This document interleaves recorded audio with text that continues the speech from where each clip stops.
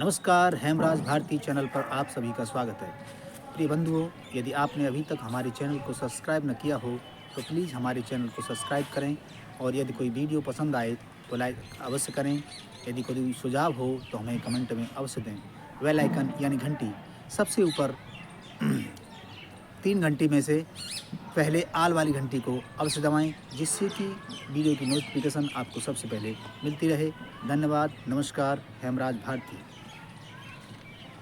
समुपस्थित इस यज्ञ वेदी पर ब्रह्मवादिनी आश्रम गुरुकुल गणियार के प्रांगण में हमारे आदरणीय बंधु पंडित विपिन बिहारी जी मथुरा में आर्य जगत की रीढ़ और आर्य जगत की एक आत्मा बनकर काम करने वाले दो बंधु मथुरा से पधारे हैं, पंडित विपिन बिहारी जी और हमारे भाई नेताजी कालीचरण आर्य जी, और हमारे भाई पंकज कुमार जी जो उत्तर प्रदेश आर्यवीर दल के संचालक हैं, और आदरणीय शास्त्री जी भी हैं। और सबसे खुशी की बड़ी बात यह है कि हमारे भाई पंडित विपिन बिहारी जी अकेले नहीं आए, हमारे आग्रह पर हमारी आदरणीय भाभी जी को साथ लेकर के आए हैं। आज हमारा अहोभाग्य है इस आश्रम की पुण्य भूमि में आप सब लोगों के पधारने का बहुत बहुत स्वागत है, अभिनंदन है। प्रातः काल की पावन बेला में हम सब ने मिलकर बैठ करके यहाँ वैदिक मंत्रों से, वेद की ऋचाओं से हवन किया, और हवन के पश्चात हम सबका मन बना कि हम परमपिता परमात्मा को याद करते हुए उसके गुणानुवाद को अपने जीवन में आत्मसात करते हुए उस ईश्वर का चिंतन, मनन और निधिध्यासन करें। महर्षि पतंजलि ने योग दर्शन में एक बात लिखी है, वो कहते हैं कि तस्य वाचक प्रणव है, ईश्वर का मुख्य नाम ओम है। हमें अपने जीवन में ओम के उच्चारण से अपने तन मन को तरंगित और आंदोलित करते हुए अपने रोम रोम में ओम से इतना प्रेम बसा करके ओम को अपने रोम रोम में समाहित करना है। और उस समाहित होने के बाद में जब हमको ये अनुभूति होगी, मैं तो परमपिता परमात्मा की गोद में बैठा हूँ, ईश्वर मेरे चारों तरफ कवच बनकर बैठे हैं, और चारों तरफ संसार में, सृष्टि में कितना सुंदर प्रभु का वादित, कितना सुंदर वंदन, प्रभु का कितना सुंदर गायन और प्रकृति का कितना सुंदर गुंजन हो रहा है। जब ये विचार और तरंगे मन में आएंगी तो अंदर से एक आनंद की और सुख की अनुभूति होगी, और वो आनंद और सुख की अनुभूति होते ही फिर जो जीवात्मा है वो परमपिता परमात्मा के ओम के नाम में इतना लीन होता है, इतना तल्लीन होता है, इतना मदमस्त होता है कि फिर उसे आनंद ही आनंद आता है। बिना इसके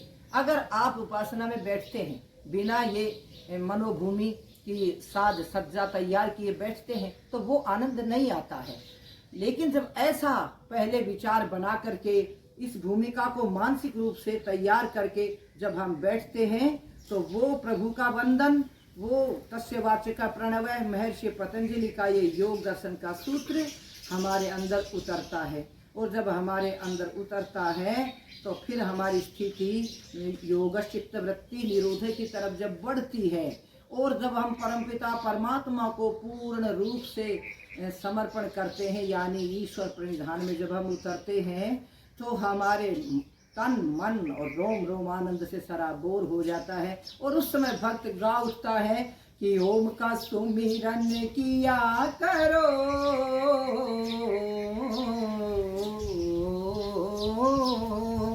ओम का सुमिरन किया करो, प्रभु के सहारे जिया करो। जो दुनिया का मालिक है वो दुनिया का मालिक है, नाम उसी का लिया करो, ओम का सुमिरन किया करो, प्रभु के सहारे जिया करो। वेद के मंत्रों में, ऋचाओं से एक संदेश मिलता हमको। महर्षि कहते हैं कि विद्यते हृदय ग्रंथि छिद्यन्ते सर्व संशया क्षीयन्ते चास्य कर्माणि तस्मिन् दृष्टे परावरे। जब हमारी स्थिति ऐसी होती है, साधना पक्ष मनुष्य को अंदर से विशुद्ध करता है।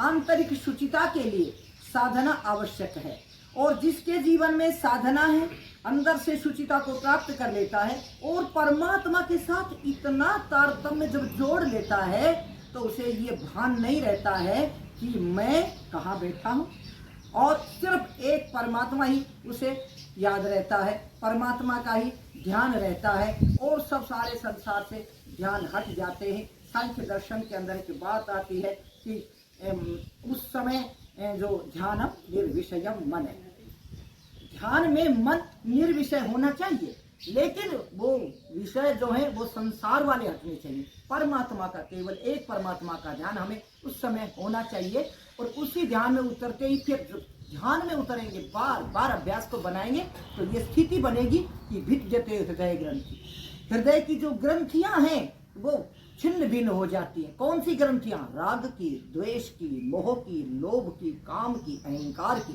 ये सारी ग्रंथियां, ग्रंथियां मीन्स गांठे, गांठे मीन्स वो वासनाएं, वो संस्कार, वो सब छिन्न भिन्न होते हैं।